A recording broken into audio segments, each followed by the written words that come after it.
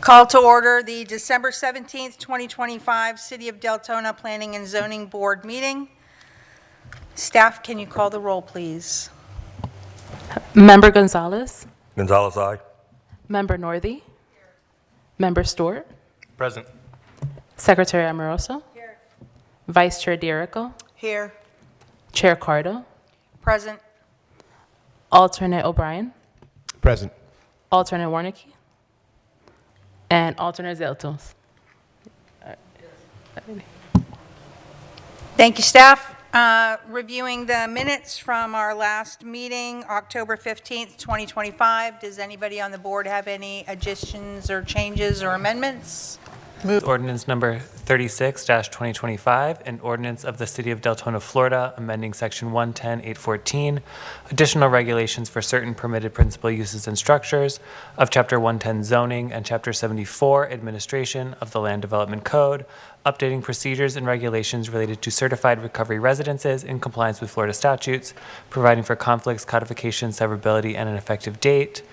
You all have previously seen another version of this ordinance and recommended it to the City Commission. The City Commission, at their first public hearing, directed significant changes related to the regulations surrounding certified recovery residences. The accommodation procedures remain the same, and Jessica will be doing the staff report on this item.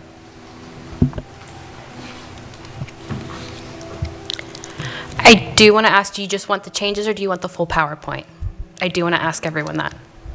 I vote for just the changes. Does anybody else have any objection to that? Not at all. Not me. They're all good. pretty clearly laid out in front of us, so. But the criticism is, Absolutely.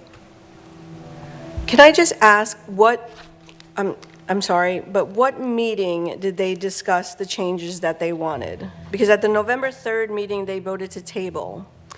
Yes, ma'am. At the November 3rd meeting, they voted to table with direction to reach out to council for the land and to model the regulations that they have on their books.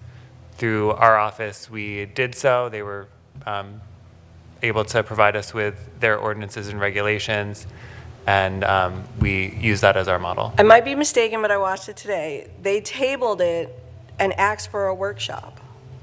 So the only thing that I'm saying is I get all these changes and they totally changed what you said, but if the commission is asking for a workshop, what does it really, I mean, we can agree to let them do it, but they didn't get their workshop. So that's all, that's my only question. May I? Sure, go ahead. Is it possible that we're doing this to meet the 1/1 deadline, and then maybe there'll still be a workshop? Can this be revised after it? So between first and second reading, they can make non-substantial changes. So as long as the intent and general regulatory scheme are the same, you can make changes between first and second reading. The reason this had to come back to you all for recommendation is because the changes were significant. It was very much a different ordinance than what Right. you previously saw. Yeah, I'm wondering, Rachel, maybe that's it, if they're doing it to meet the 1/1 deadline, and then before the second reading, there'll be a workshop. And you are correct. We are under a time clock with statutory compliance. But that was a good call out, so thank you. I watched it today. You know, I had nothing but to do at work. I watch old meetings. Just kidding. I didn't do it at work. Okay, Jessica, I think we're ready for you. Go right ahead, please. All right, your major changes are going to be section 110-814.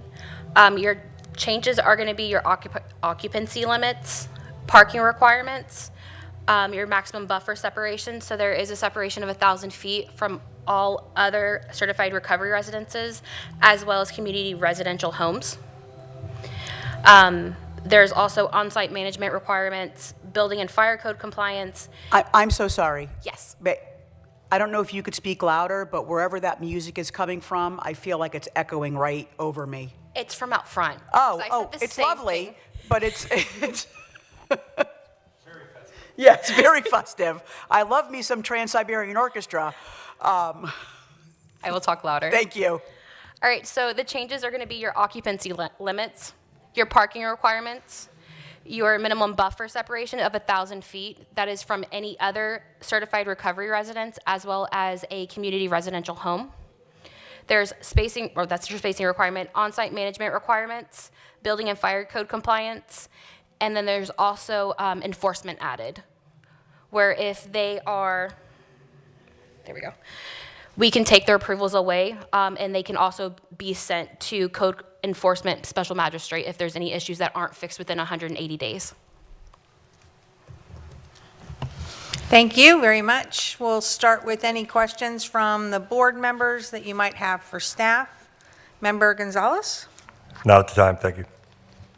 Member French? French isn't here. My pardon me. Member Stewart? No questions. Secretary Amorosa? Just one question. When we talked about it last time, you had said there were constitutional restrictions about how you can, like, let people live and stuff like the maximum of 2 tenants per bedroom.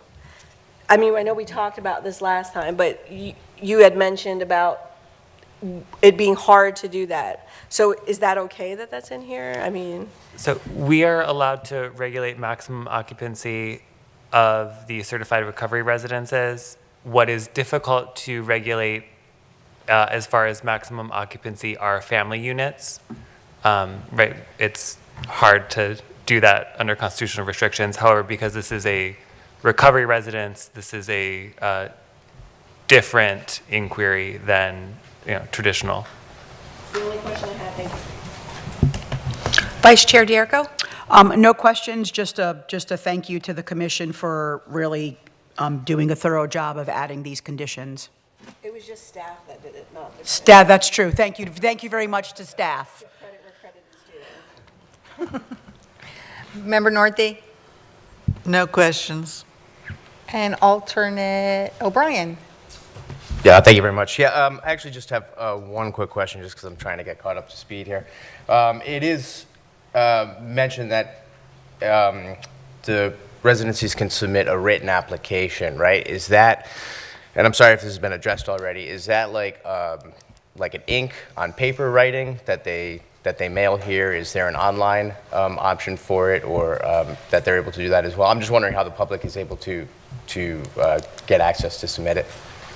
Yeah, so it's not a requirement that it be a physical copy, and I believe the city conducts most, if not all, of its applications through online forms. Jessica can speak more about that administrative process.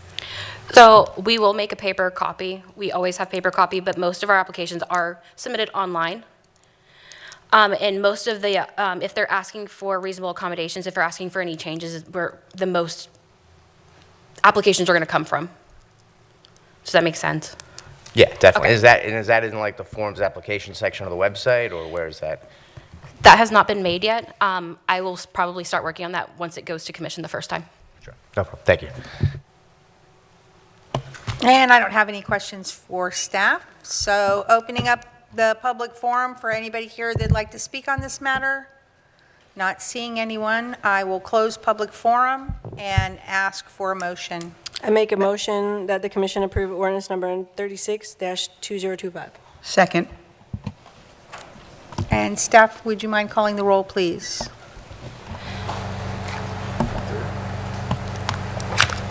Member Gonzalez? Gonzalez, voting yes.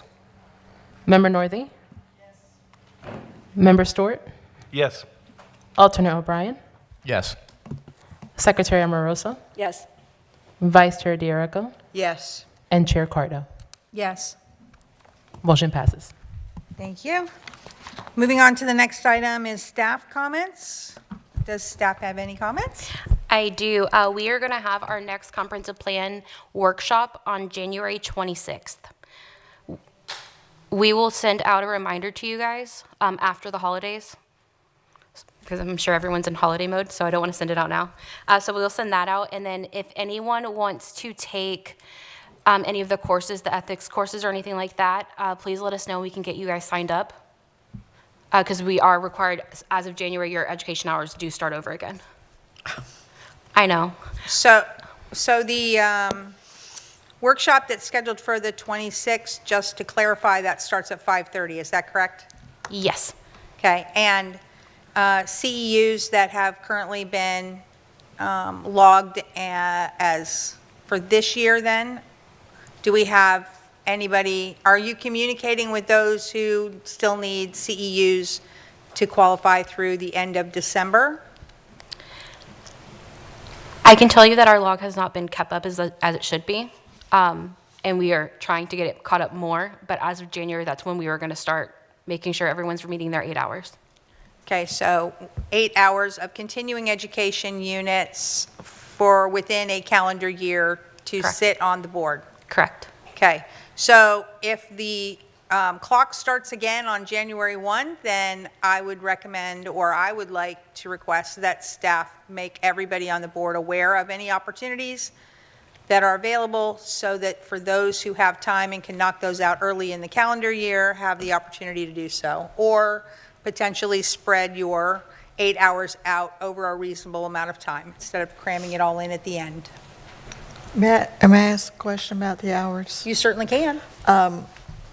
The ethics stuff that you were, is that the same as the program that I took a couple months ago? It is. Okay, FSU does offer different courses, so I'll look up what other courses they have, and I'll send that out to you. okay. You know, that's Gemma's dad that does that program. Yeah, He does a great job of it. You loved it so much the first time, you get to do it again. Are, what qualifies, what can we qualify as, all of us go to other kinds of events and workshops that are maybe done by somebody else. Do those count or okay, so we can use that. You too. would just have to email Nellie, and you can copy myself or Jordan in there as well, and we can make sure that it's logged. Okay, all right. Yeah, so a variety of other opportunities or options would be helpful to speak to Member Northy's point in that we just did some things in October and to have to go back through that again, while beneficial maybe, maybe something new would be appropriate. Okay, wonderful, thank you so much. Any other comments from staff? I'm just curious on that. Does the commission take those courses as well? The commission are required to complete their yearly ethics training as well. They do not have the same CEU requirements as you all do didn't related think so. to planning and in the planning matters. However, they're certainly welcome to do so, and we would welcome them doing so. I didn't think they were held to the same standard we were. Just happy holidays, and thank you guys. That's kind, same to you as well. All righty, moving on to number 9 on the agenda, board committee member comments. Opening it up for anyone who has a comment, would like to speak. Just thank you, everybody. Have a wonderful holiday season and a Happy New Year. Merry Christmas. Wonderful. Yes, please, you may. I've been a Deltona resident since 1993. I do adore this city. It's a little bit nuts at this point in time, but during this holiday season, I just want to wish everyone the best and have a happy season. This has been a rough couple of months for me, and you know, I wish he was here. Everybody knows who I'm talking about, but to see what I saw at the city commission meeting this week, it is appalling. So I just want everyone to be merry and jolly and know that things could be worse, so you need to be happy. You need to see the glass half full. That's it. Thank you so much. Anyone else? Do I hear a motion for adjournment? So moved. Second. I hear a second. All those in favor say aye. Aye. Meeting adjourned.